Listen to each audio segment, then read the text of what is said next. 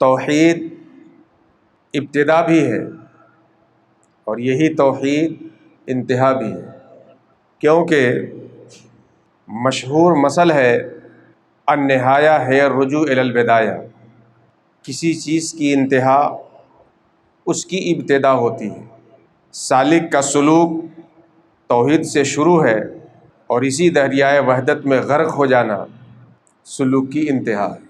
توحید اسلامی عقائد میں اسی حیثیت کا حامل ہے جو حیثیت ہمارے جسم میں گردن کی ہے۔ توحید عقیدے کے باب میں وہ جزء اشرف ہے کہ پورے عقائد کے علم کو علم التوحید سے موسوم کیا جاتا ہے۔ توحید وہ چراغ ہے کہ جب کسی کے سینے میں جل جائے تو شرک کی تاریکی دور ہو جاتی ہے اور ایک ذات واجب سے اس کی زندگی کا رشتہ مضبوط و مربوط ہو جاتا ہے۔ بڑا افسوس کا مقام ہے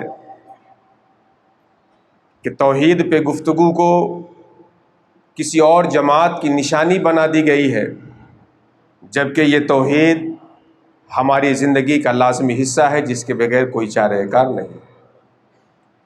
مولا کریم کی بارگاہ میں دعا ہے کہ الہ العالمین تو اپنے فضل سے، اپنے کرم سے، ہر چند کہ ہمارے اندر وہ طلب نہیں، ہمارے اندر وہ ذوق نہیں، ہمارے اندر وہ شوق نہیں، مگر جس طرح بغیر دعا کے تو نے پیدا کر دیا ہے، بغیر کسی طلب کے اپنی توحید کا جام عطا فرما دے۔